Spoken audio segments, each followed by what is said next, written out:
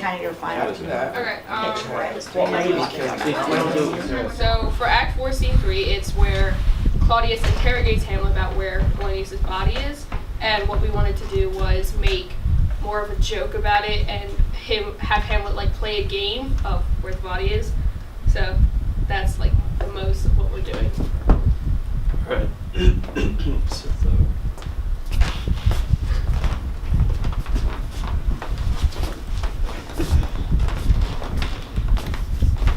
Where is Polonius?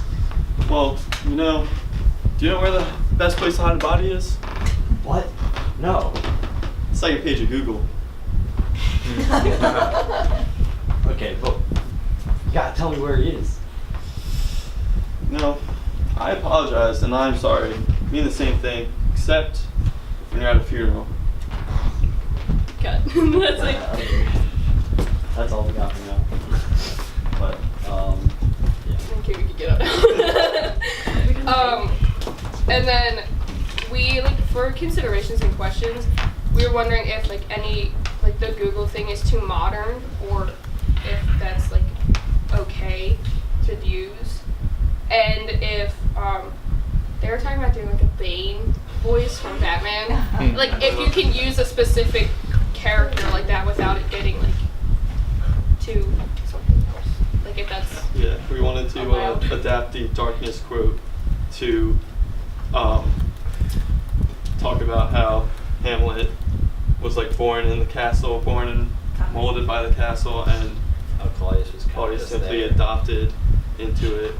He was not originally an heir to the throne. Questions for the troupe. They have time for questions.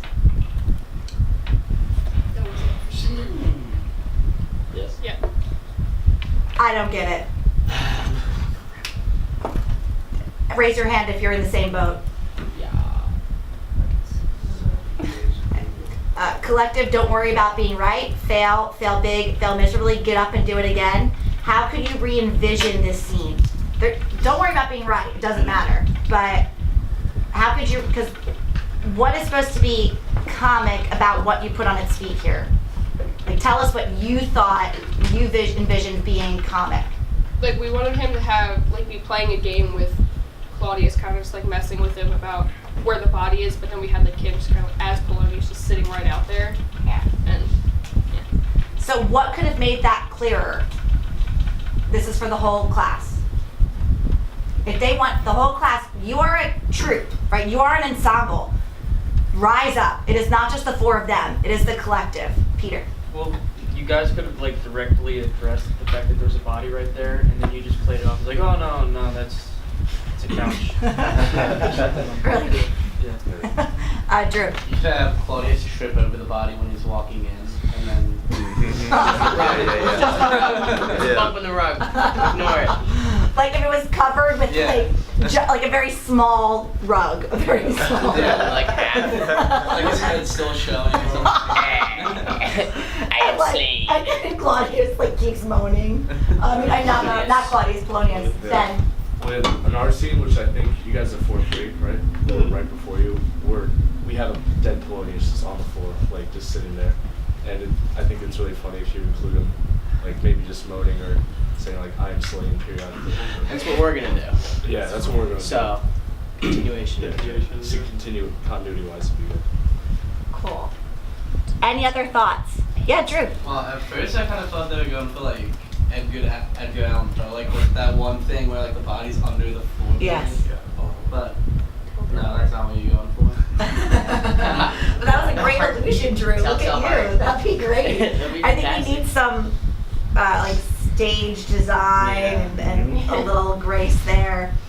But there was opportunity. There was no interaction with the body, right? So that would be funny, as seen through your peers. Jeremiah. I was thinking like maybe, I mean, I don't know if the body would be incorporated into this or not, but if, like, I pictured, like, what you guys were talking about as kind of like a Monty Python kind of, or like Abbott and Costello Who's on First, of just like, Claudius is just getting like mass confusion, and Hamlet's like making up like a bunch of different, like he's just like confusing him with his words, and Claudius is just trying to figure out where the body is, and then Hamlet's just like giving like absurd answers, that just kind of lead down like the Who's on First track, Yeah. and just confuse Claudius to no end. You can And then even just use the kinda fix it. who's on first joke. Right. Because people know that. Like the Google illusion I thought worked, right? And so you just gave us a taste of what the extension of this scene would be, right? But I think even using the who's on first, because people, playing to what people know, right? That too makes them feel a part of it, right? And that makes the access to the joke easier. Anything else? Anything that the bane of Hamlet's existence wants to add to this? If you could redo the pitch. We'll probably like add more of the Monty Python type and like the interaction with the bodies. That'd probably be better idea. Yeah. Even Weekend at Bernie's, right? Like really giving like that element to it as well, and somehow incorporating basically dead people humor from like modern texts and employing that in this scene, right? That could work as well. Okay, the group's gonna say, oh, we have one more, Tyler. I think positioning too, because I think like if the camera represents like the audience, since the stage would technically be there, if Luke has his back to the audience the whole time, I kind of think it takes away from it. It's kind of nitpicky. Well, no, that's like, I'm really glad you pointed that out because Claudius's reaction is key, right? Excellent. Gus. You could also try and convince Claudius as to why he doesn't want to find the body. So I'm thinking of specifically in the Monty Python when they have the rabbit and the evil wizard is like, it has fangs and it'll tear you apart, it has fangs, right? And you can say like the body has fangs, like you don't want to go near it. It's like a snake with its head cut off, it'll still bite you, it's got fangs. I love totally that do that. scene. All right. You know? And the rabbit just ripped them apart. Right. All right, excellent. Okay, all right, we're gonna get a collective thank you from the troupe, and then they're gonna get their final clap. All right, 3, 2, 1. Thank you. So our act is, we're doing Act 3, Scene 1, and this is the scene where Hamlet gives his famous to be or not to be speech. And this is where Ophelia's joke, get thee to a nunnery, comes in.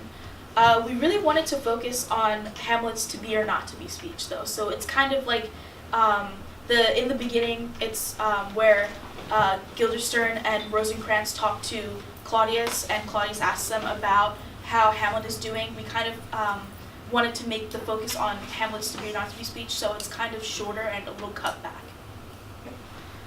Yeah, so our focus with the first scene was because we have to keep in the part where Claudius, where they like plan that they're going to be spying on Hamlet, so you have to keep that in because it's a key plot point, but we kind of just want it to like be there but not focus on it. So work it in, but it's cut down so it's shorter. So then our idea for the to be or not to be speech is that Hamlet walks in, and there can be any amount of like kind of prepping for it, but basically the idea is that Hamlet is trying to recite the to be or not to be speech, but doesn't remember any of it. So after watching him struggle for a little bit, Claudius and Polonius. Excuse me, is Mary Sonati there? No. And Sarah Smith? No. Thank you. Claudius and Polonius actually start feeding him the lines to the to be or not to be speech. And that, like, for the sake of pacing, it would just be like the first few sentences up to, like, for example, and by opposing end them, so just like two of the sentences. And then Hamlet just kind of takes away with it, and then just proceeds to get like almost all of it wrong. Up until like a little bit farther when it switches to a serious part, so that we can get the seriousness into it. So just saying a little bit of it correct, and then it ends on a comedic button where he just gets the end wrong again. So that's the general idea of that, and we're gonna put it on his feet just for like the sake of pacing to see if it paces that well. So yeah.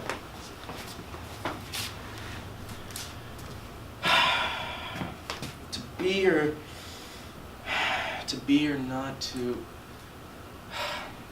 What is it?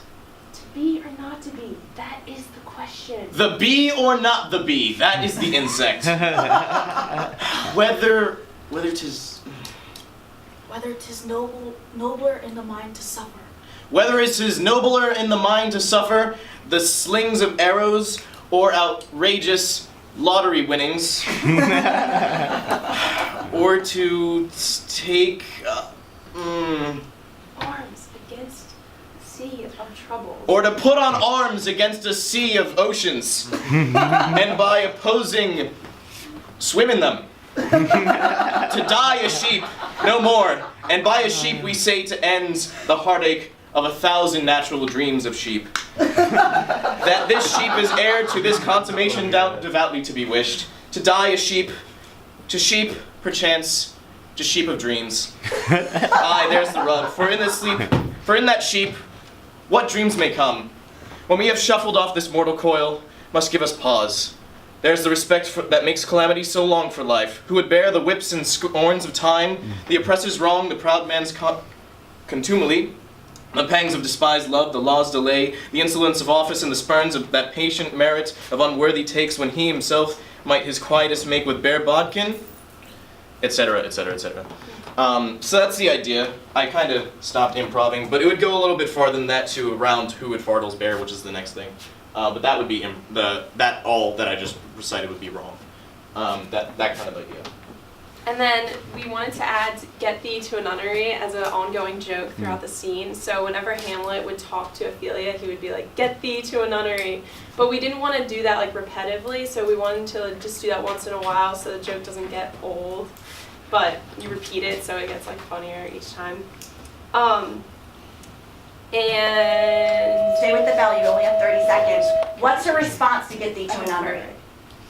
Oh, she's really excited about it because it's almost like in like a Bat Out of Hades when she's excited to go to Hades and she's like, oh, should I have sunscreen? Like, what should I pack? And she's like really doesn't know what Hades is. Yeah. So the same way Ophelia doesn't know. The what kind of Hades idea is. for Ophelia's characterization is that she has no idea what's really going on, but she just knows she's into it, and like she likes how Hamlet's acting, even though she has no idea what he's saying or like what's actually happening to him. So she just gets excited by basically anything that Hamlet says and is like totally into it, even though she has no idea what it's about.